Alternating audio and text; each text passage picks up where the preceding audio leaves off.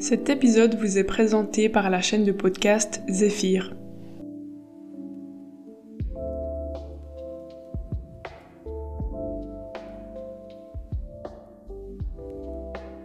Bonjour à toutes et à tous et bienvenue dans l'épisode 4 de ce podcast Zéphyr.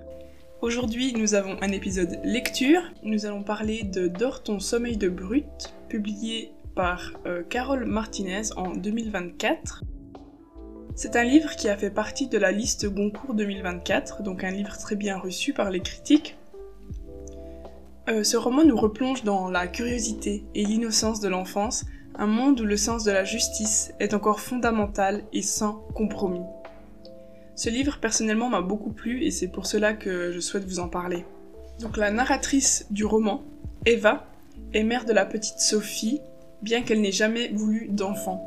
Elle a donc dû faire face à une série de jugements auxquels les femmes font face pendant et après leur grossesse. Et c'est ainsi que la cause féministe, elle apparaît également dans ce roman, comme une piqûre de rappel face aux discriminations qui sont normalisées et que toute femme peut subir, ou a subi, ou subit encore maintenant, dans l'aventure taboue de la grossesse ou de la maternité.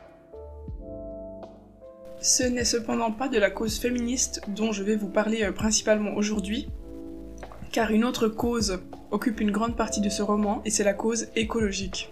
Donc cette œuvre peut s'inscrire dans le combat écoféministe qui juxtapose la domination illégitime des hommes avec un petit et un grand H sur Terre.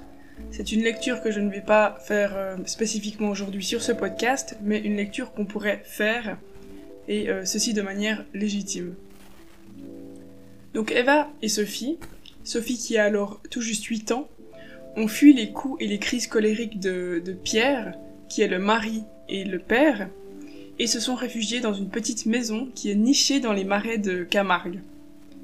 Là-bas, la nature est encore vierge et dominante, sans être perçue comme malveillante. Là-bas, les entités naturelles racontent leur histoire, murmurent leurs secrets et dévoilent une certaine cruauté. C'est un ailleurs, où Eva découvre la poésie du temps long et des eaux dormantes. Et Sophie, à travers cet esprit encore très ouvert et cet émerveillement de l'enfance, va tisser une relation très très forte avec cette nature qui est communicative, sensible, et elle va reconnaître une partie de cette nature en elle-même. Et c'est donc dans ce décor vivant, à la fois doux et sauvage, que l'irrationnel va prendre le dessus. Donc un phénomène va secouer le monde entier, lorsque tous et toutes les enfants sur Terre vont faire un rêve collectif et crier simultanément dans leur sommeil. Ce rêve partagé n'est que le premier d'une longue série dont les épisodes ressemblent étrangement aux 10 plaies d'Égypte. Et c'est ainsi qu'une dimension spirituelle apparaît peu à peu dans le roman, car nous cherchons des explications à ces rêves que la science ne peut expliquer. Et tous ces songes vont prendre des formes très variées, mais montrent toutefois une similitude. Ils pleurent la nature blessée par l'espèce humaine, ils dénoncent les actions immorales de notre quotidien et remettent en question l'anthropocentrisme occidental qui risque de nous mener, nous, humains, vers une fin collective effrayante, une fin où la solidarité n'existe plus et où les instincts de survie prennent le dessus. L'acheminement vers une apocalypse, donc d'où les 10 plaies d'Égypte, du monde vivant et de l'humanité tel que nous le connaissons. Et dans leurs rêves, les enfants se transforment qui en une vache d'élevage intensif, qui en une grenouille, qui en une rivière. Nuit après nuit, ainsi, ils et elles invoquent le cri de la terre par une cacophonie de voix, des voix animales, végétales, terrestres. Et c'est un cri qui renverse peu à peu la science rationnelle, notre science rationnelle, l'ultime invention de l'être humain. Et ce phénomène va donc dépasser notre capacité de compréhension rationnelle et semble relever de forces de la nature que nous avons oubliées, que nous avons canalisées, réprimées et très peu écoutées. Je ne vais pas aujourd'hui vous dévoiler la fin de l'histoire, mais je me permets de vous mettre sur une piste. Donc certains et certaines protagonistes seront sauvés par une force d'union avec la nature, un animisme autochtone qui semble alors plus fort que notre science humaine.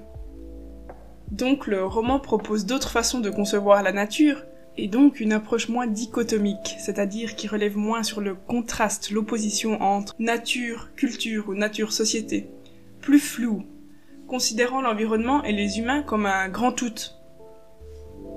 Et donc je vais finir cet épisode lecture par une lecture justement de ce roman.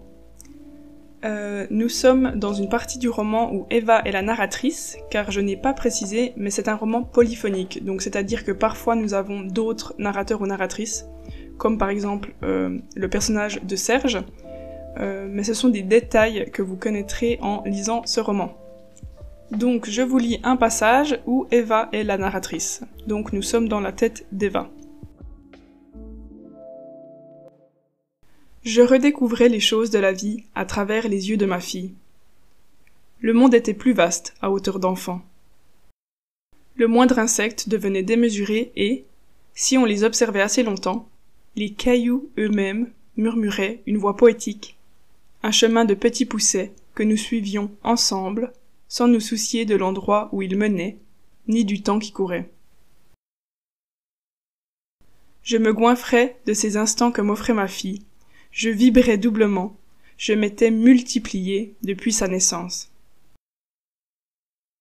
Ce chant du monde, ces sensations, cette beauté, tout cela n'aurait eu aucune valeur, ni la courbe du roseau qui pliait sous le vent avec tous ses frères, ni les frissons à la surface du lac rose de flamand et de sel. Non, rien n'aurait valu sans le léger duvet blond sur les pommettes de mon enfant. J'avais perdu cette faculté de m'abandonner, de m'émerveiller, de devenir oie sauvage, fourmi ou roseau. Elle me rouvrait une voie oubliée, un passage que je croyais condamné. Et ainsi, Carole Martinez nous ouvre les yeux sur une communion possible avec la nature, engageant une perspective pluraliste qui bouscule nos pensées occidentales. Et c'est à travers la douceur d'un rêve d'enfant que ce roman m'a beaucoup touchée, et que ce roman touche profondément et dénonce de manière tranchée l'exploitation capitaliste de la nature et les innombrables contradictions morales de l'espèce humaine. Voilà donc mon petit résumé sur ce roman. J'espère que ça vous a donné envie de le lire et nous nous retrouvons tout bientôt pour un prochain épisode. Merci encore d'avoir écouté ce podcast et merci de nous suivre soit sur Instagram Zephyr Podcast ou sur Spotify ou bien sûr de nous suivre via le site web Culture et Communication de l'Université de Zurich. Merci beaucoup.